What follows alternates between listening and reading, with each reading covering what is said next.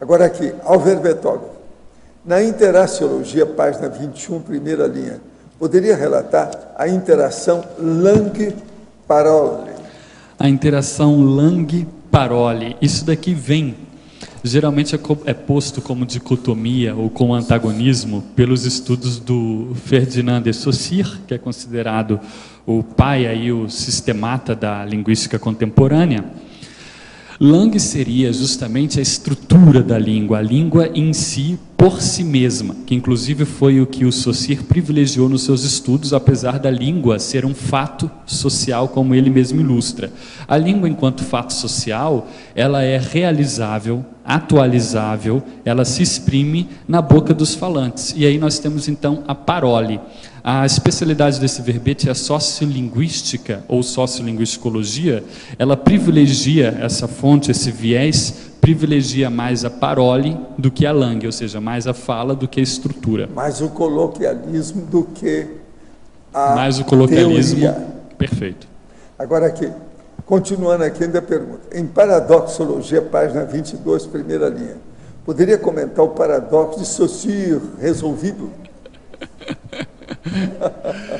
Pois é, e é bom que a gente já falou do Saussure, então já facilita. O Saussure, o que acontece? Quando ele estabelece no livro dele, Curso de Linguística Geral, o objeto da linguística clássico é a língua em si, por si mesma, ele privilegia a estrutura. Porém, todos sabem que a língua está em constante evolução.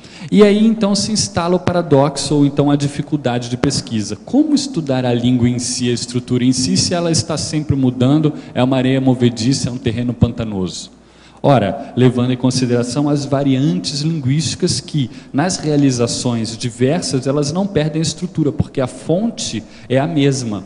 Então, a partir da sociolinguística, o paradoxo de Saussure, que é esse problema de pesquisa, ele passa a ser resolvido. Isso tem a ver com o que eu coloco lá na citaciologia, que é o provérbio condizente, que é in varietate concordia. Ou seja, todas essas variantes, elas não criam um processo de corrupção ou de deturpação da fonte linguística. Muitas vezes elas podem enriquecer. Até porque a variante, nós temos que levar em consideração não apenas o coloquialismo, mas também a linguagem culta, a linguagem erudita. Isso também é uma variante do português, no caso. No verbete do BAC, página 11, complemento, poderia comentar o item taristicologia? Aqui eu escrevi o seguinte: a tares ou tarefa do esclarecimento nem sempre é simpática, porque se assenta na ver-ponto, ou seja, na verdade relativa de ponta.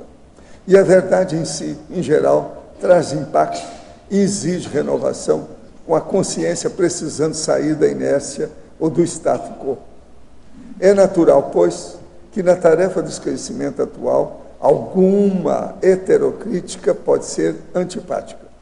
Faz parte da própria didática fraterna, objetivando as prioridades evolutivas.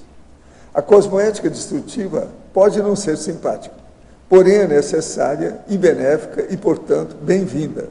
Não significa antifraternidade. Agora, o que é a cosmoética destrutiva? Por exemplo, uma pessoa ela vai explicar alguma coisa.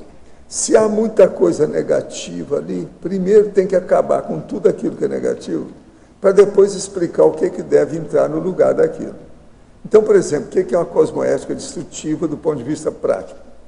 Uma pessoa, por exemplo, havia um local que ela comprou lá, mas que ali se fazia muito, vamos dizer, muita morte de animais perto da fazenda dela.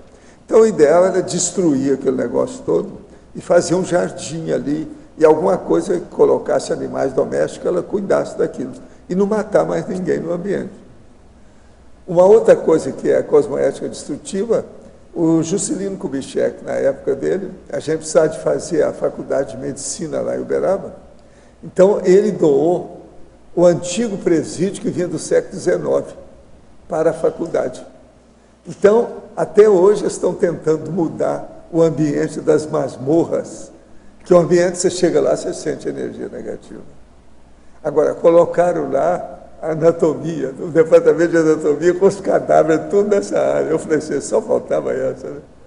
E ninguém ali sabia disso, tudo pela inspiração, intuição, sei lá o que foi.